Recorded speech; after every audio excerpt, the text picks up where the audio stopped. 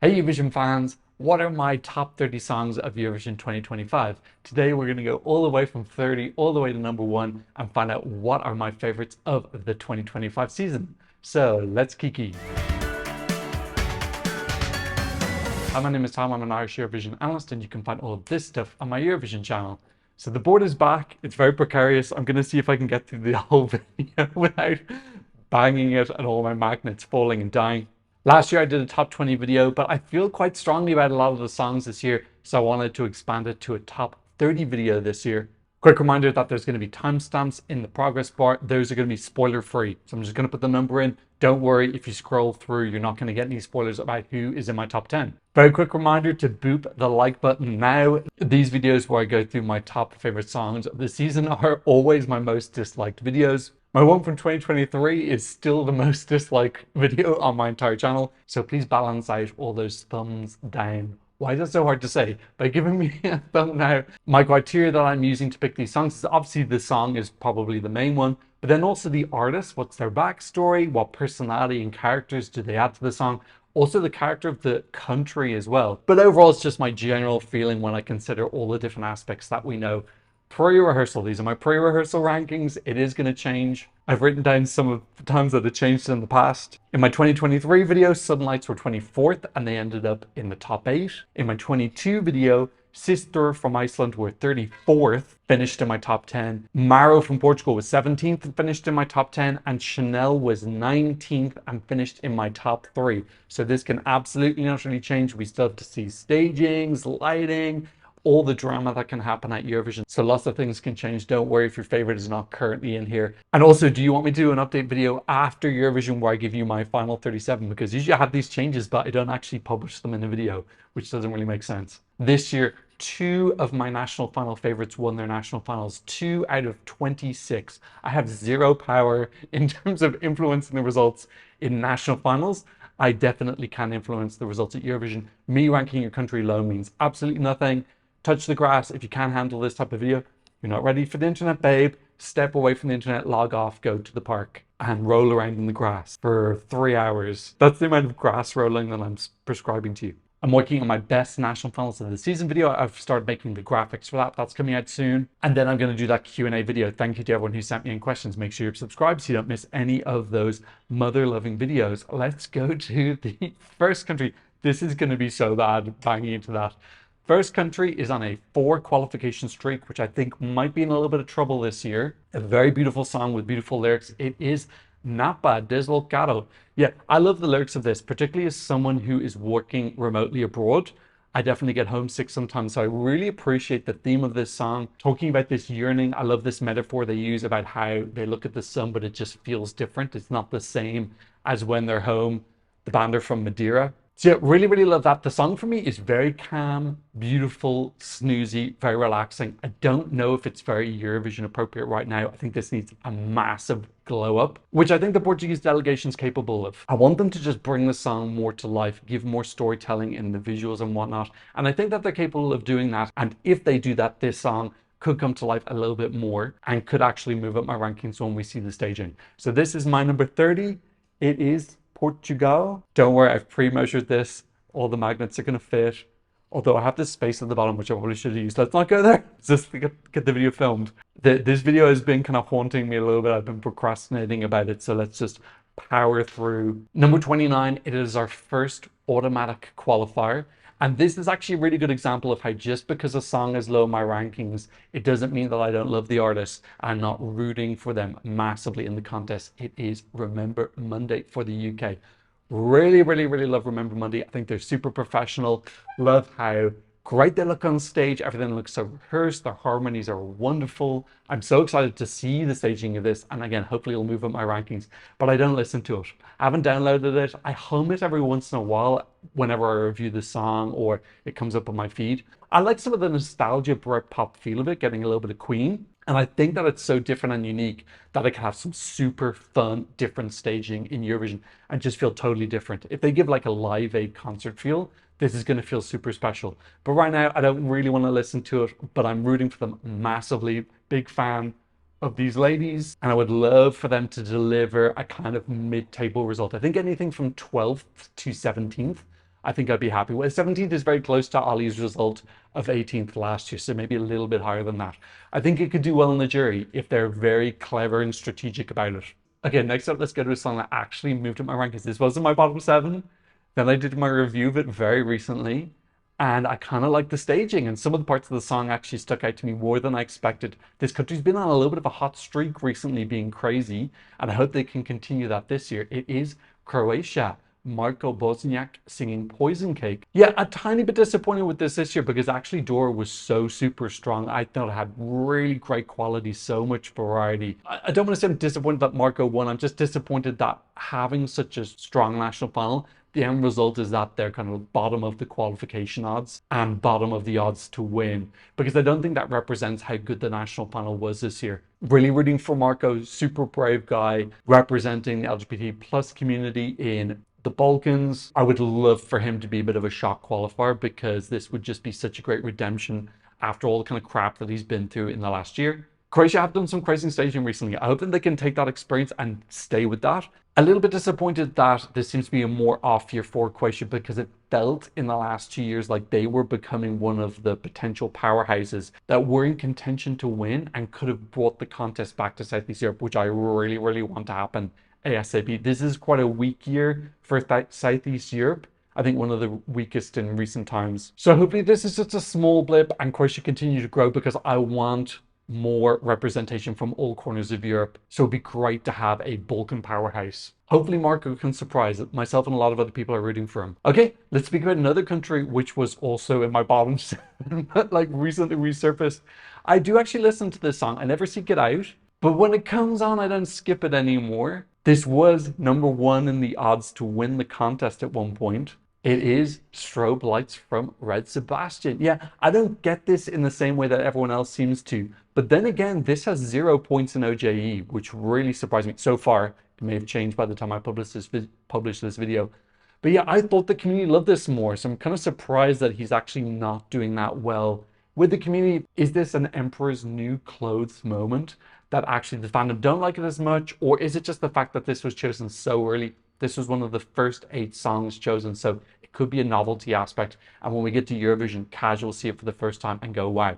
I'm rooting for him. He's going to be in the semi-final on his birthday. I never want anyone to non-qualify on their birthday. I want them to qualify, definitely. I don't want him to get a poison cake. I want him to get a birthday qualification cake. So I'm rooting for him, definitely, and he seems like a really lovely guy. His confidence is improving. I hope he can be very dominating on the stage and really sell the song and make up for Belgium's shock non-qualification last year, although that was with the other broadcaster. Okay, next up in 26th spot, it is a country that has been 14th in the semi-final the last 2 years in a row. It is Azerbaijan. Mama Gama singing Run With You. This feels like one of the more kind of like safe, familiar songs this year. Azerbaijan seems to have this new strategy in recent years where they're trying to send more homegrown artists, more homegrown packages, because in the past they used to use a lot of foreign songwriters, which did extremely well for them in the noughties, pretty good for them in the 10s, and then recently now they've been on a bit of a non-qualification streak. So this feels like the strongest of the 3 entries recently.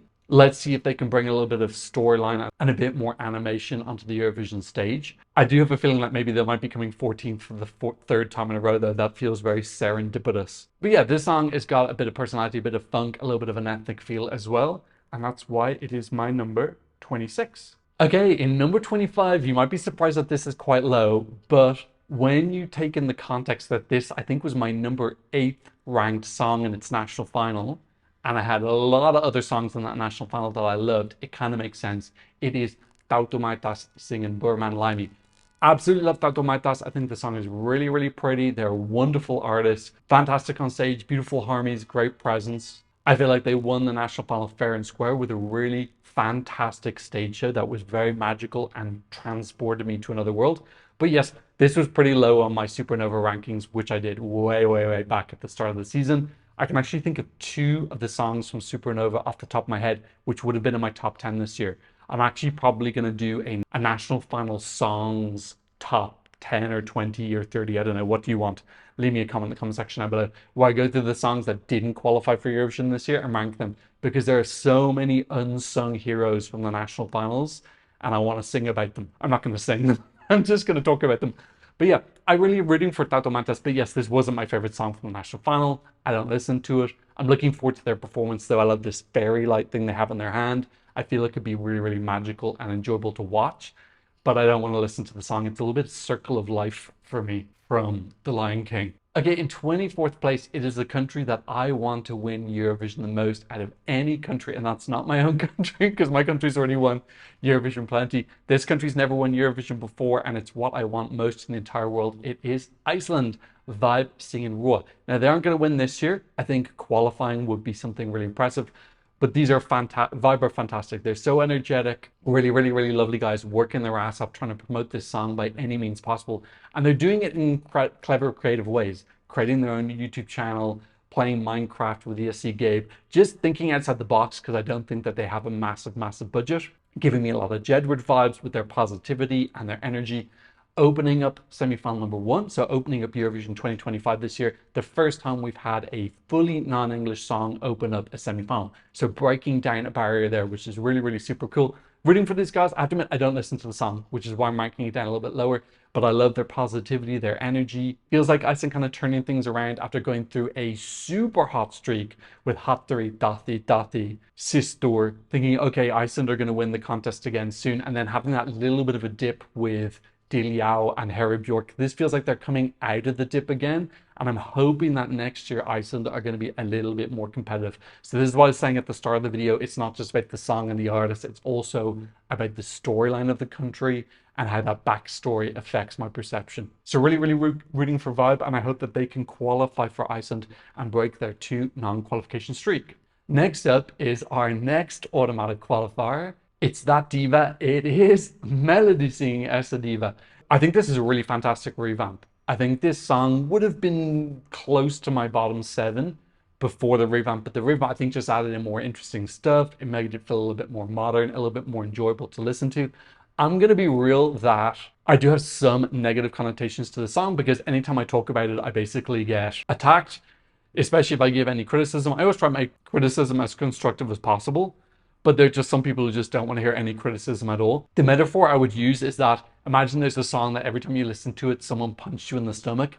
Eventually, you're going to be like, okay, I kind of associate this song with being punched in the stomach. It's not as enjoyable for me as it would be if I didn't get punched in the stomach. That's a little bit how this feels anytime I hear it. Although I kind of enjoy aspects of the song, it just makes me think of that kind of like negativity.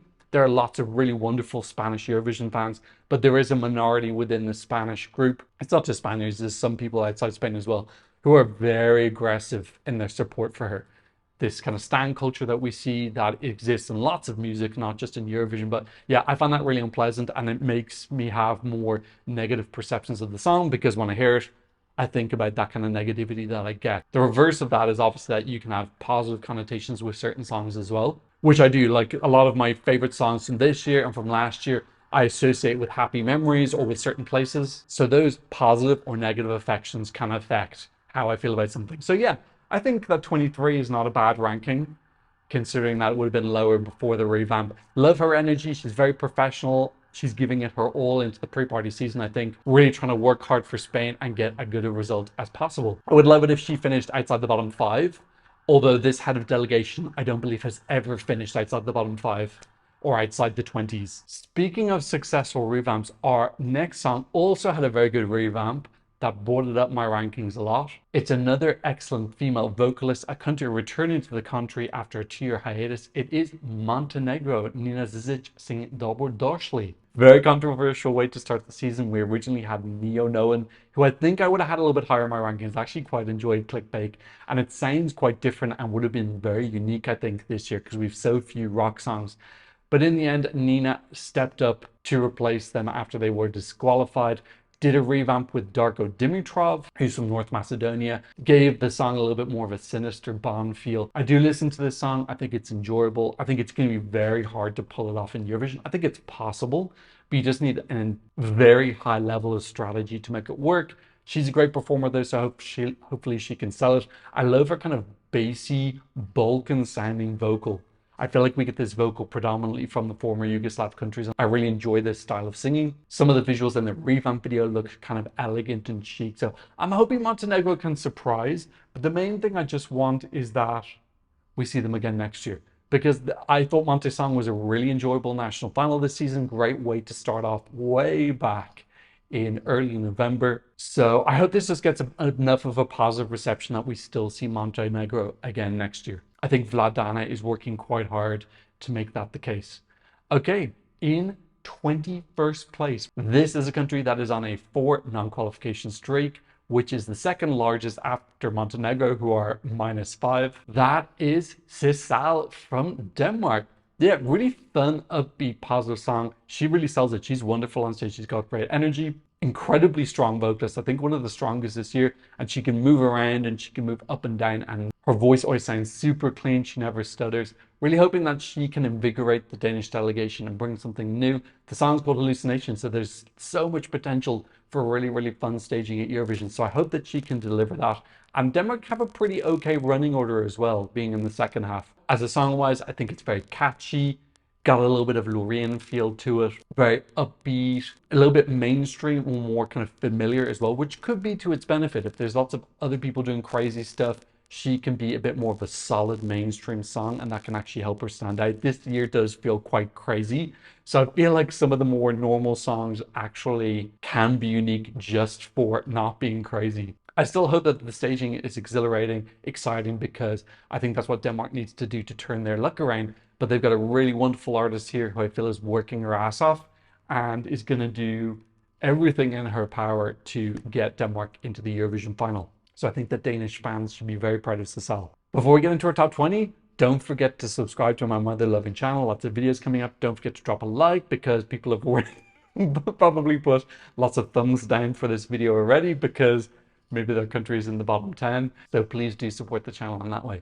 Okay, in 20th spot, shout out to Ireland. It's Emmy singing Like a Party. Very, very fun and charming song. This feels super Norwegian to me, in the same vein as Give That Wolf a Banana, which was my #1 in 2022. And also My AI, my superhero Rob, my superhero robot from last year's MGP. This feels in the same vein, but the song doesn't feel as strong, and the staging doesn't feel as big and daring. It feels a little bit more pared back. I think actually if they leaned more into the aesthetic of those two songs, this would potentially have a little bit more of a chance to qualify. Yeah, I don't feel like this is the strongest song in Eurosong. I feel like Niall Grove and Bobby Arlo's song Power Play were both better songs, but they didn't deliver on stage. Plain and simple. Emmy delivered on stage a very solid performance, more cohesive, felt more Eurovision ready, so she deserved to win. I need to see some elevation though. Desperately think that this can go through. It's actually very catchy. I've been listening to this in recent days. It's got a really easy to digest chorus, but the staging is just, it could be so much more fun and exciting. Also, some people have problems with the song topic, talking about a dead dog.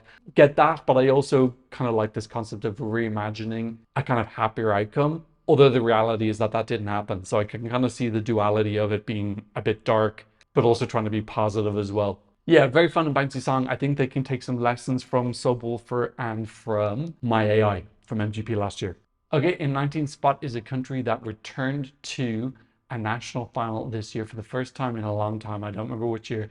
I actually live streamed this national final. It was a very long wait until the first song, but we ended up getting a really good selection in the end. It is Claudia Asteromata.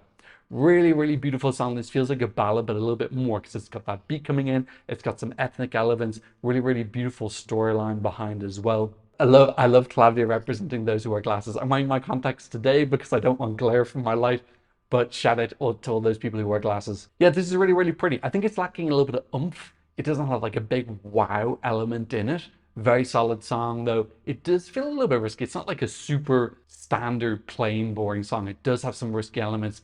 I just don't think it goes far enough that it's going to be a big contender. But I think this is definitely someone we could see doing very well in the jury and potentially creeping into the top 10. I think juries will definitely appreciate this. Love the music video, beautiful imagery in it, these blues with these beiges and oranges creeping in. I hope they're taking that color palette to the Eurovision stage. Yeah, really, really nice entry from Greece. And again, another national final that I hope that we see next year, although with a shorter intro, not 50 minutes of medleys and old Eurovision songs. Let's get there a little bit quicker. But I enjoyed the Greek national final overall this year. I thought the song quality was pretty decent. Okay, speaking of drawn out national finals, our next country is pretty much the only pure rock song that we have this year. I think technically it's actually post-punk, and that is Catharsis singing Tavo Akis. By the way, lots of people ask me, why does the Lithuanian flag look weird in my graphic that was probably just here a second ago? It's because I use a green screen effect on the graphic, which means the green gets eliminated. It's the same with Ireland and also with Portugal as well, but I've just kind of hidden those flags a little bit more, whereas with Lithuania, the green's in the middle, so you can't miss it. Really, really beautiful song. I love the melancholy darkness to this, giving me some Final Fantasy 7 and 8 and 9 vibes. Also giving me a little bit of post-apocalyptic feel. The Road by Cormac McCarthy. Also giving me a little bit of Radiohead, the Pyramid Song. So lots of really beautiful references here. Love that it's in Lithuanian. I think this is our third song in Lithuanian in the last 3 years. Is it? Let me check. Them, Sylvester Belt, and Monica Leo. Yes, love this new strategy from Lithuania, being super proud of their language. I hope that we're getting our first Lithuanian victory really, really, really soon, because they're the only country left in the Baltic not to have won. I think it's going to happen. I feel like they're the most competitive of the three, just a little bit ahead of Estonia. Wonderful qualification record. I think if they keep up with this really authentic Lithuanian pattern, I think they're going to get that win eventually. I don't think this is going to win. I think the televote is not going to respond enough to it. But this is a beautiful entry, very eerie, dark, beautifully sinister. And I think it's a wonderful representation for Lithuania. Okay, in 17th spot, we have another automatic qualifier. Straight into the final goes Zoe Mayer, Voyager for Switzerland. Very gorgeous song. I feel like Switzerland's taking advantage of the fact that they are automatic qualifiers. I'm not saying that they wouldn't put this into a semi-final, but I feel like it would be considered very risky to do so because it's a bit more slow, melancholy. Ballads can qualify, especially very gorgeous, pretty ones like this, which have a very unique feel to them. But yeah, I do think that there's more of a risky element than there will be sending something more upbeat. I believe this actually came second in the selection process last year, losing out to Nemo. Maybe they sat it and said, we can save ourselves a little bit of money this year. Let's send Zoe. This is a really, really gorgeous host entry song. We've generally seen that the host entries don't do that well, but I actually think that this could do very well with the jury. Theo Adams is going to be staging it, who staged UK last year. Very interesting contrast to see what is he going to do this year with something so different. Yeah, this song is really, really lovely. It's very melancholic, very thought-provoking. I feel like it's in the same category as Portugal and Lithuania, that if you put this on when you're walking around, you start thinking about things. It's very thought-provoking, which I think is really, really cool. Great to have a different ambience and feel from so many of the other songs, which are quite loud, energetic, demanding of attention. This is more subdued and subtle. I think this really adds a lovely, different aspect into the contest. And I'm very excited to see what kind of beautiful tableaus could we get on the Eurovision stage. I think we'd get some beautiful camera angles, some incredible lighting. This could be a real moment. Really lovely host entry. So while Zoe is serving subtlety, our next country is not really serving very much subtlety this year.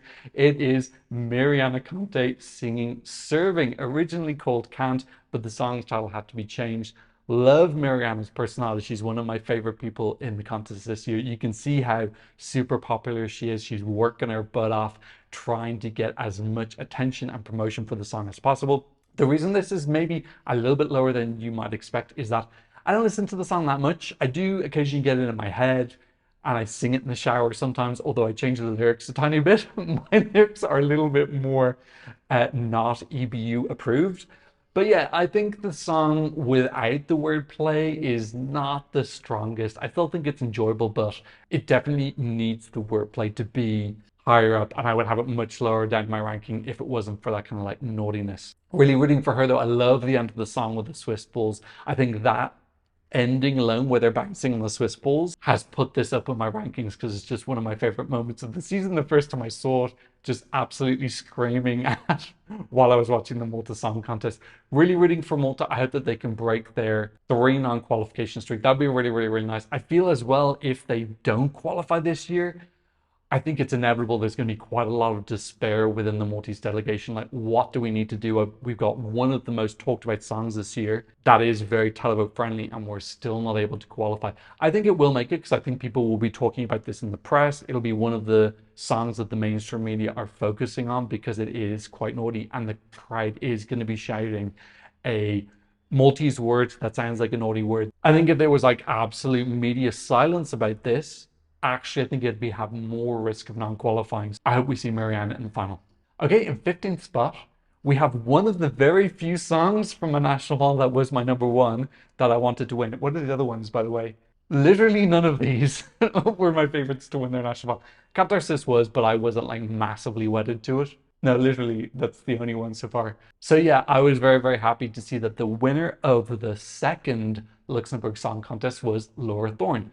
Absolutely love the song, and I love that Luxembourg are building their new identity in Eurovision. I didn't get any identity last year. That was why my main complaint about the Luxembourg Song Contest was, they brought in other people to do the production for it. I just didn't get a feel for who Luxembourg were, their music scene, visually. It just all felt like other people's ideas. Whereas this year, I'm starting to get an idea of who they are. This nostalgia, yearning for the past, slightly timeless, slightly dated feel. I see the connection between this and Fighter from Tally last year as well.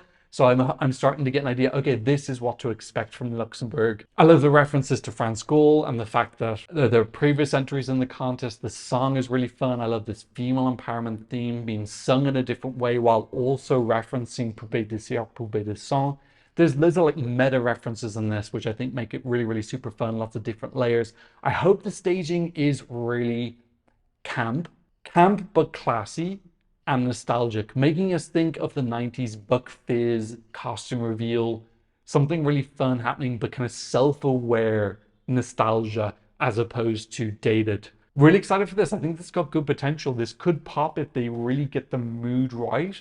And they are the ones that kind of are one of the most popular mainstream broad appeal songs this year. Love that it's in French as well. Okay, speaking of songs that could really pop on the Eurovision stage, I'm very excited to see what is the final staging for this next song, because we saw something in the national final which I found a little bit underwhelming. It went down very well with casuals. I'm hoping that this artist is going to turn up the dial on the craziness, give us something really big. It is Tommy Cash singing Espresso Macchiato. Really excited for this. The song itself, I don't listen to that much. Every time I hear it, it does get stuck in my head a little bit. For me, this is a performance piece, quite similar to Finland last year, where the main appeal is the visual presentation on stage. It's not just a song contest anymore. And I know some people want it to be, but there is a huge visual aspect. And I love all of the references that Tommy Cash has. He's an artist. He's a visual artist, he's a sculptor, he's a painter. He has so many different mediums that he works in. He's involved in fashion shows. He does all these pranks and fashion shows as well. So I'm hoping that we just see this like art history lesson on stage. I believe this is making political references, but he needs to play it a little bit safe because I don't think he's allowed to do that. I believe that he is alluding to Donald Trump on stage. So he has to be careful how much he does. But yeah, I'm really hoping that we see something new on the Eurovision stage that pushes the limits as much as he can. A little bit of naughtiness, kind of like his Uns video, but obviously not that naughty because that's extreme. But yeah, I'm really, really excited. This is one of the ones I'm looking forward to the most. I think casuals are really, really going to enjoy this package.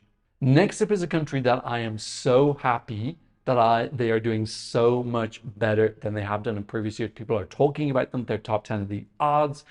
There's a huge amount of buzz for the country this year, and that is Albania. Shkolla Elektronika singing Germ. Huge surprise, actually. I really did think that Elvana Giata was going to win with Carnival.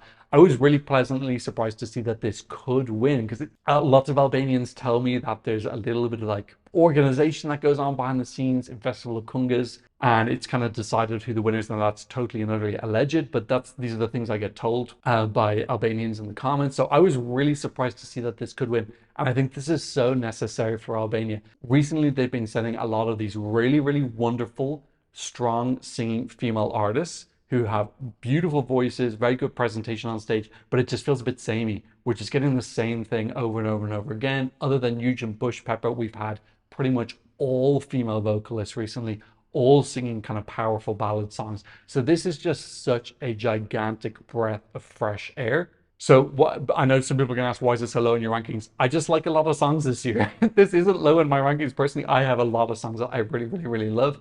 This could go up a little bit as well when we get to Eurovision. I do listen to this. All the songs above it, I probably listen to a little bit more. I do want to see what the final staging is as well. I think if it's really magical, I love the music video. I think if they can make something of the spirit of the music video on the Eurovision stage, this can jump back into my top 10, because this did spend a lot of the season in my top 10. And also keep in mind that this is one of the older entries. We've had this since December. So there's a novelty aspect as well, which won't exist at Eurovision because all of the casuals are going to be seeing all of the songs for the first time. I really just want this to come top 10. I know some people are focused on this winning or coming top 5.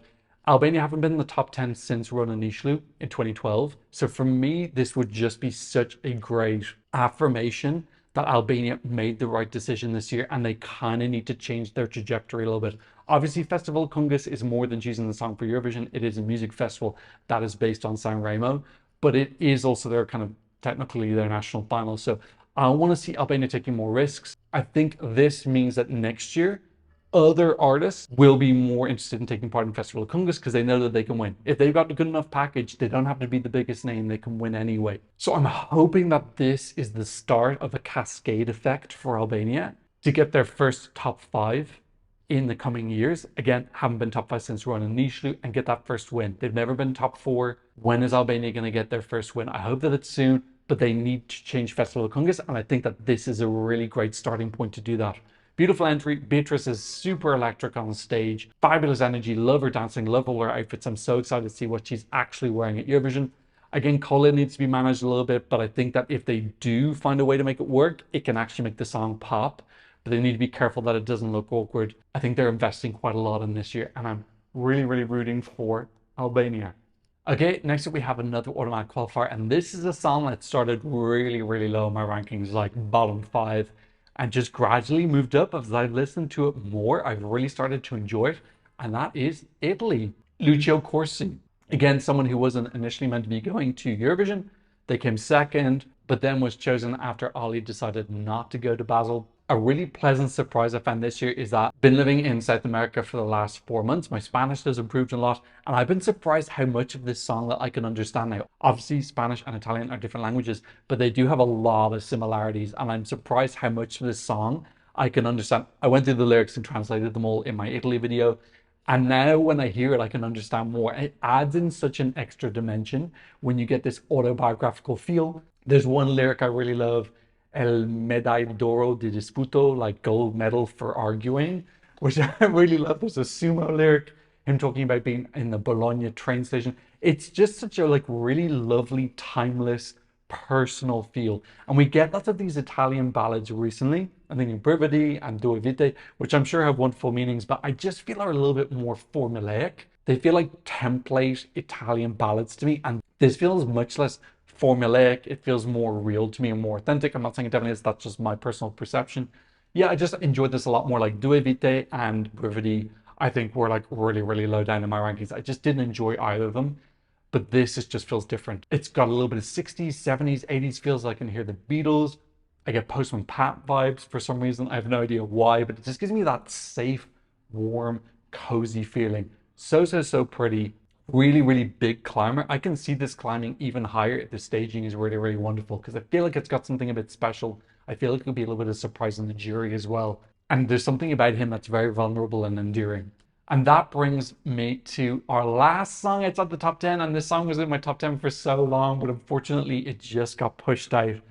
And that is one of our returning artists. Nina Zizic was the other one, and that is Justina, who's coming back to the contest after 30 years or 40 years? 30 years. Love the representation of Justina.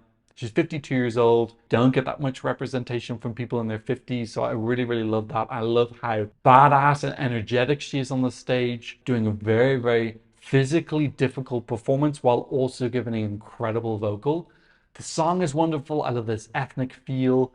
Talking a little bit about nature. I've seen some people talking about what the meaning of the song is, and it might be a little bit vague. I don't care. For me, this is my favorite girly bop this year. I love the energy. I love the ethnic feel with the violin. I love how kind of over the top camp it is. Her being lifted up into the sky for some reason, playing a violin, spinning around. There's just so many enjoyable things here that put a smile on my face. Love her representation as well, and her story coming back to the contest. I feel like it's super empowering. Really wonderful song. I hope that we see this in the final.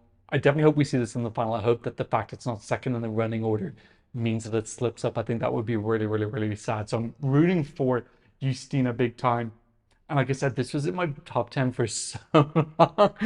I probably should have done a video a little bit earlier in the season. She would have been in the top 10 then, which means that we are at my top 10. Another reminder, please subscribe, please leave a thumbs out to counter all the people who are giving me thumbs down because their favorites didn't make it, or just general thumbs downy people.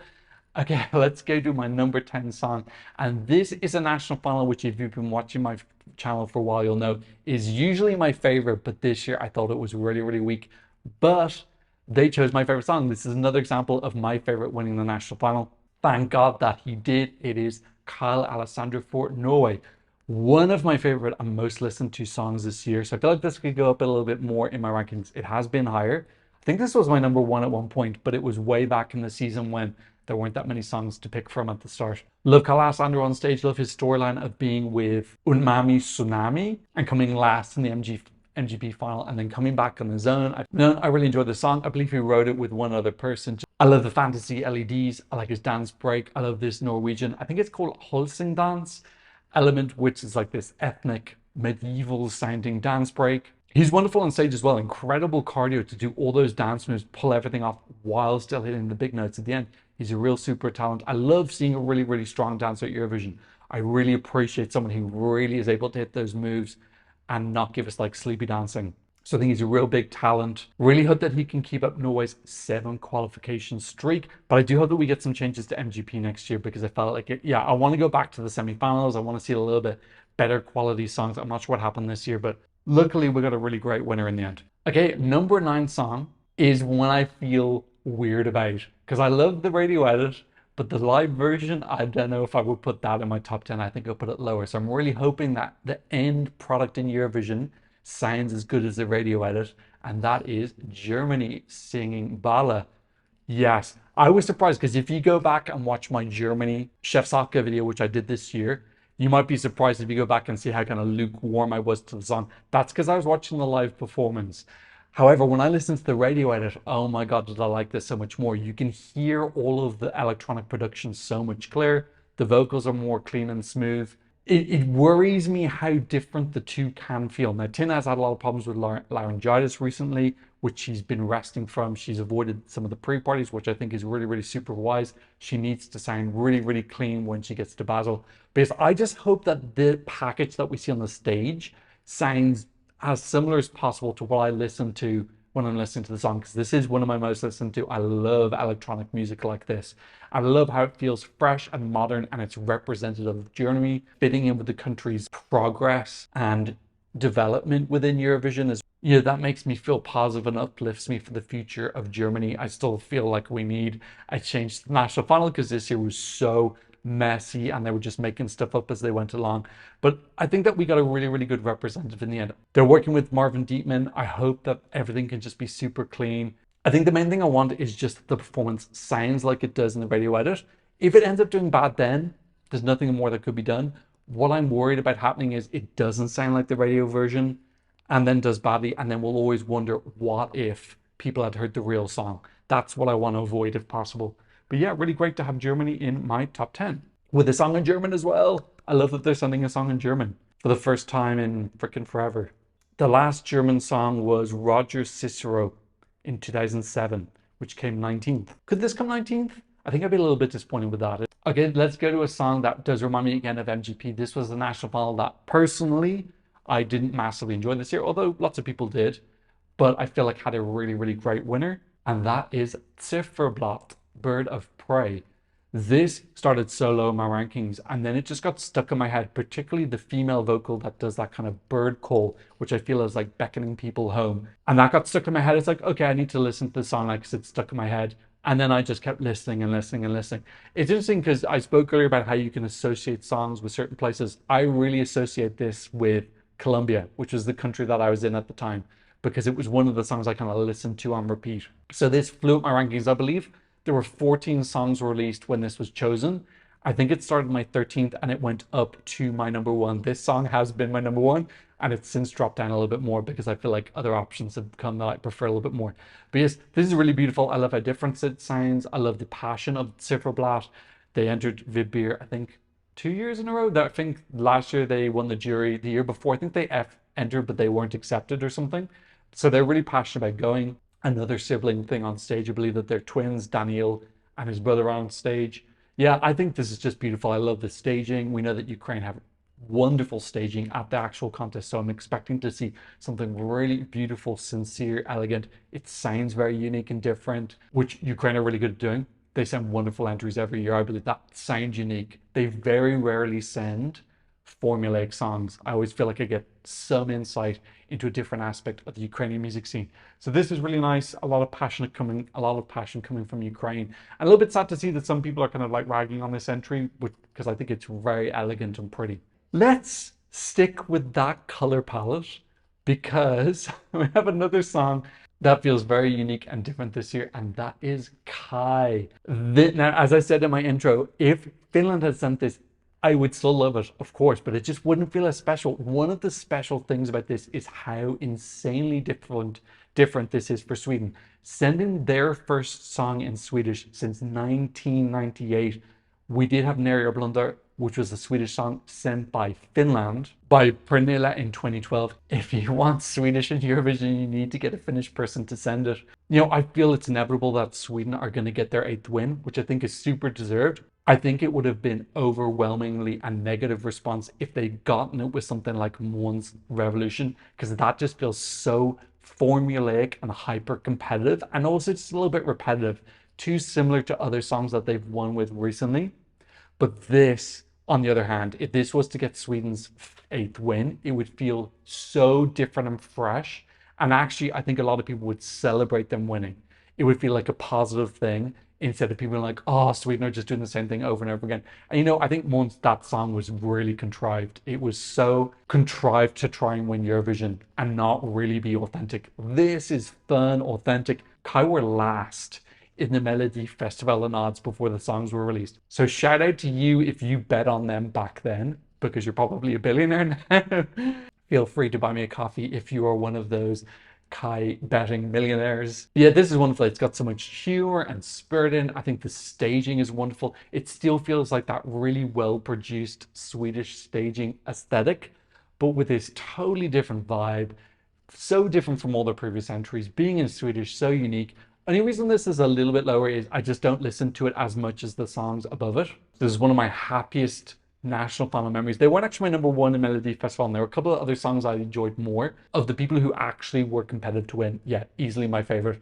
Love this coming together of Finland and Sweden as well. After 2023, there was a little bit of animosity there. There was lots of fun rivalry, but there was a little bit of angry words. So this feels like them making up. I love it, and I feel like this is so in the spirit of the contest. If we had a song of Finnish people representing Sweden, it feels like that coming together, which represents the contest. So many beautiful, positive, wonderful things about Kai this year. And this could go up even higher, I think. You know, as I start to get more positive emotions from seeing this at the contest, again, it's not just the song and the artist, it's the feelings that you associate with an entry that can really elevate it further.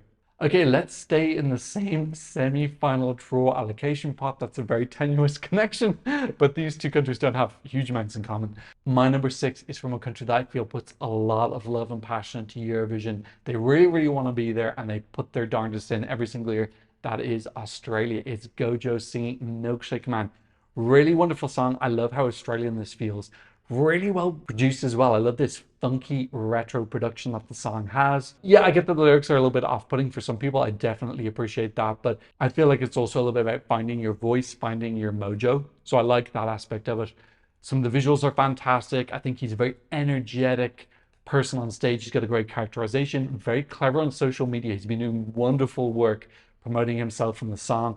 This is what Eurovision can be. If you're really hardworking and you promote yourself, you can really make some great opportunities. I believe he's actually got a European tour coming up, which I presume is as a result of being in the contest.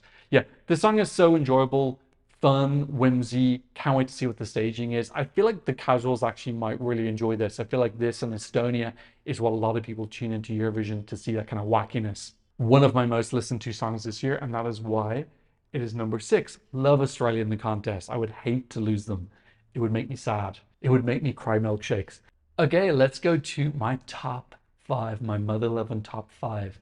And in 5th place, again, this wasn't the winner of this national final this year, which is kind of crazy that they still are in 5th place despite not winning it. That is Erika Wigman singing Ik Komme.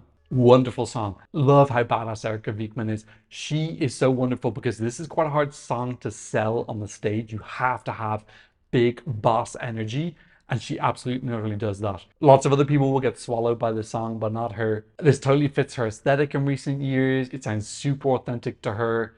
I love this female empowerment aspect of it, being a badass on stage, just owning things. She's so impressive as a performer as well. Her in-ear was broken in the UMK final. She still performed the song wonderfully. I didn't even know that she was having in-ear problems. She really sold it. So this feels like a Eurovision winning artist. I'm gonna do a who will win Eurovision video before I head to Bal, don't worry, where I'll talk about all the potential contenders and what they need to do to win. I feel like this does have a path. It's not an easy to find path or a particularly well-paved path, but there is a path theoretically there somewhere in the bushes. But yeah, if I was Finnish, oh my God, I would love to be Finnish. I would love to have dual nationality. I don't want to give up my Irish nationality, but like being half Finnish Irish would be so amazing because you just have the most wonderful Eurovision entries every single year. So fun, so energetic, representing Finland so wonderfully with a super high quality artist. The song is anthemic, it's loud, it reminds me of Go West from the Pet Shop Boys. I hope that this explodes on stage and hopefully Finland get another really wonderful vote, get a really wonderful result. Wonderful way to close semi-final number 2. Okay, now we're at my final 4. I have to give you a little bit of an intro to this because this is my closest year ever in my top 4. All 4 of these songs have been on my number 1 at one point, and they're like, the difference between 1st and 4th is absolutely minute. All 4 of these could be my number 1 at the end of the season. It's going to depend on the staging. I will literally pick my winner based on the staging and how I feel seeing it in Basel. So I'm just going to go by how I'm feeling about them at this point in time. So my current number 4 by a whisker is Cloud from the Netherlands singing C'est la vie.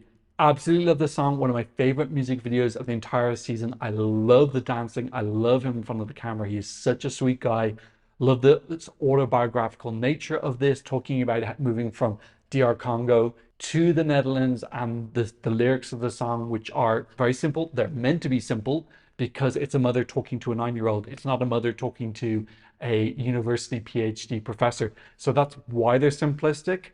I get why some people are mad on the lyrics because of that. And I think that if they put them in Dutch and French, that would have hidden some of the simplicity of the lyrics. Plus, his back catalogue is mostly in Dutch and French anyway, so I thought it would have been a little bit more authentic. I get why they put it into English, because they wanted to increase the appeal, which I think is a very reasonable strategy for Eurovision. But yeah, I love it. The music video of this made me really emotional. I love the bridge. C'est la vie en rose, la vie en noir. I actually kind of wish we got 2 or 3 of those, because that part of the song for me is so incredibly magical.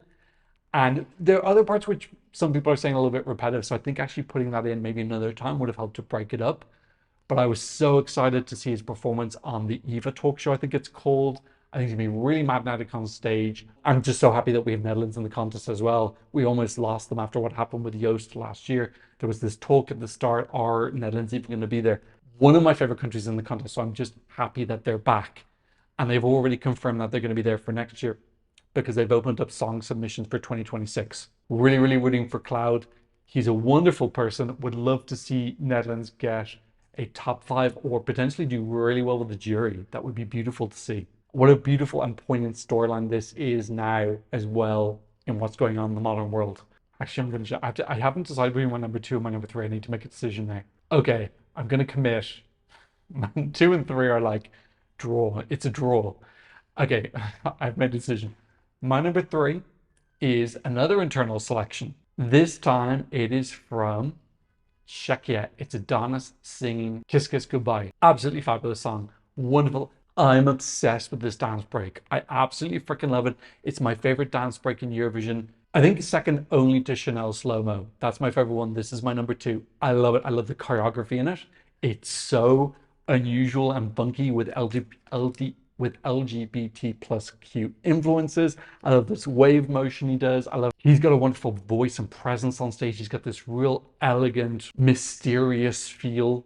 I love the operatic part at the end. It's so beautiful melodically, and he sings it so well. Yeah, there's so many exciting things. There's, I do feel like the end of the song is really strong. I do like the first half, but it's maybe one of the reasons why this isn't my number one, because it doesn't have as much of an impact as the end does. I'm so excited to see what the last 30 seconds are going to be on stage, because the music video was incredible. This like going into his brain and through these old memories, swooping around his house as a child and looking at his father leaving. Really, really beautiful meaning behind the song. If they can hit a wow moment in that 30 seconds in Basel, I think this could be a bit of a dark horse, because he's so consistent, incredible performer, incredible singer, incredible dancer, everything. He's a total package. Definitely someone who's able to win Eurovision because they're such a big superstar. I hope this adds in a lot of invigoration into Czechia, maybe drags Slovakia back into the contest because he's originally from Slovakia. I love the Czech delegation as well. They're so hardworking and passionate. I think some of the other delegations have a little bit of an easier life, an easier job. Their funding is a bit more secure. They got a bit more resources. Czechia, I just feel, is pure passion to be in the contest. There's not a huge amount of interest in the country. So I think that Adonis is hopefully going to raise the profile. So wonderful. This can definitely potentially be my number one at the end of the season if they nail that last 30 seconds. Let's go to my number two country. It's another internal selection, and it also has a little bit of popper in it as well, and that is JJ, Wasted Love. What a wonderfully magical, fantastically written song. Taya from Tay and Celine in 2023 is one of the songwriters. I think she's definitely one to watch in terms of songwriting in the coming years. She wrote this with JJ. Beautiful song, taking advantage of his voice. This is my favorite opening minute. I love the melodic line at the start of the song. The lyrics are wonderful as well, talking about this unrequited love. Beautiful imagery in the music video of being in this birch winter forest with this weather, this rain pushing him, this origami boat symbolizing hope, being completely torn up in the waves, and then being saved in this final scene. So many wonderful, beautiful, incredible imagery. This is the type of song that you want to hear at Eurovision.